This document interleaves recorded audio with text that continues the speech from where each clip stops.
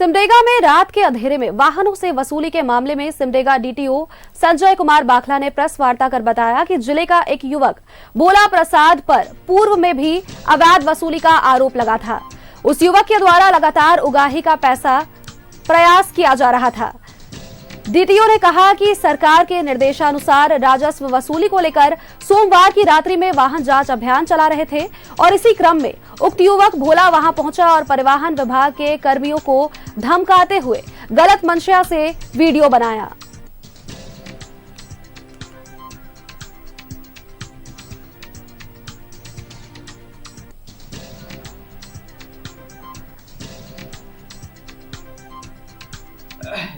सरकारी काम में बाधा डालने का प्रयास गाड़ी क्या कर रहे हैं यहाँ पे?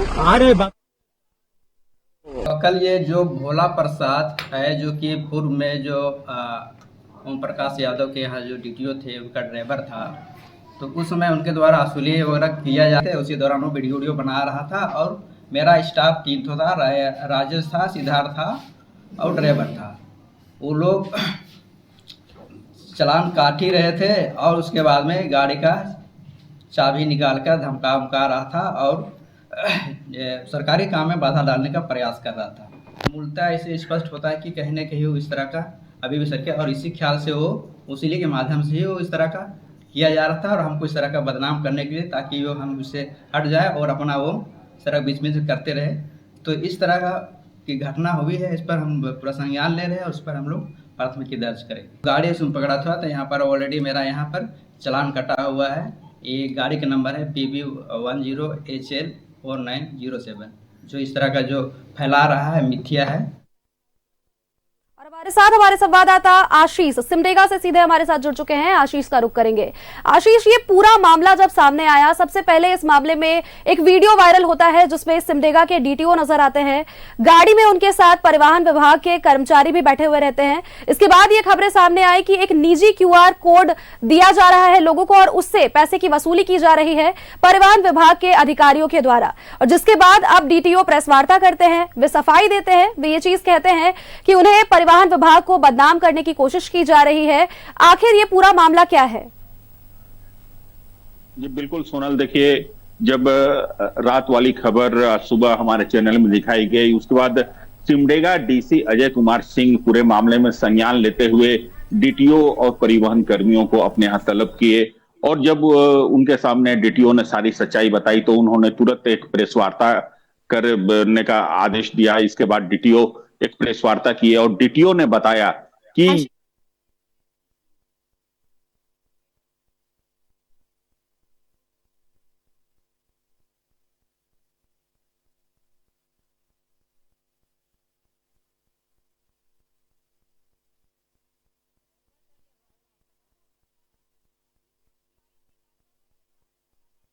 निजी QR कोड पर ये पैसे मंगवाए जा रहे थे। पहले ये खबर सामने आई और इसके बाद अब ये जानकारी मिल पाई।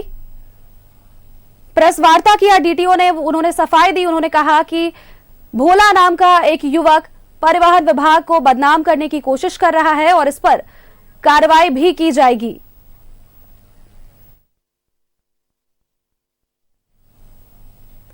तकनीकी खामियों की वजह से हमारे संवाददाता का संपर्क हमसे नहीं हो पा रहा है। एक बार दोबारा से आशीष से जुड़ने की कोशिश करेंगे। आशीष, आप अपनी बात पूरी करिए।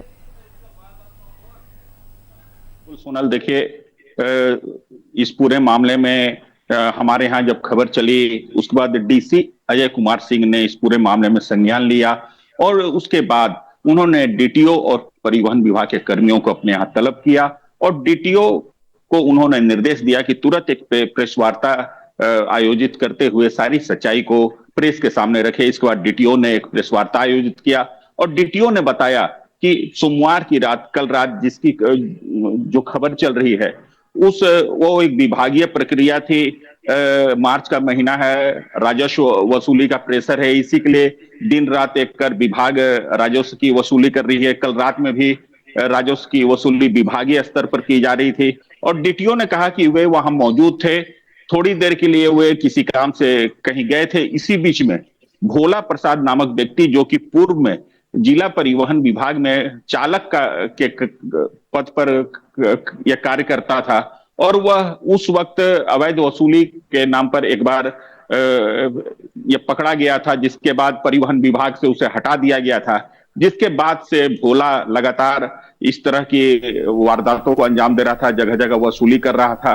कल भी जब डीटीओ वहां से थोड़ी देर के लिए किसी काम से गए, उसके बाद भोला वहां पहुंचा और वो भोला परिवहन विभाग के अन्य कर्मियों को धमकाने लगा और उसके बाद उसने एक वीडियो बनाया और उसे वायरल किया। आशीष, इस पर प्रेस वार्ता करते हुए डीटीओ ने कहीं ना कहीं अपना पल्ला झाड़ दिया, लेकिन ऐसे में एक सवाल यहाँ पर ये उठता है कि अगर पहले से भोला प्रसाद जो है ये सब करता आ रहा था, पहले से अवैध वसूली का काम करता आ रहा था, तो पहले इस पर कार्रवाई क्यों नहीं की गई, अब क्यों?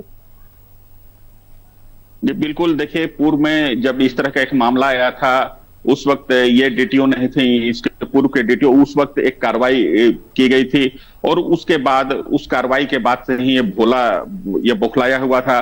डीटीओ ने कहा कि इस तरह का जो कार्य भोला कर रहा है इसमें उनके विभाग के भी किसी एक कर्मी की मिलीभगत है और आज डीटीओ भोला और उस कर्मी के विरुद्ध, जो उनके विभाग का एक कर्मी भोला के साथ मिला हुआ, उसके विरुद्ध में एफआईआर दर्ज कर रहे हैं। उन्होंने कहा कि निश्चित रूप से कार्रवाई की जाएगी, जो भी परिवहन विभाग।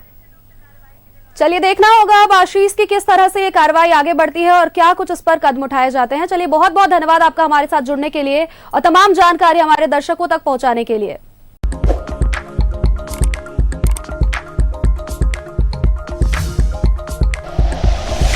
Like and share videos, subscribe करें हमारा चैनल और प्रेस करें बेल आइकॉन। न्यूज़ 11 भारत, सच है तो दिखेगा।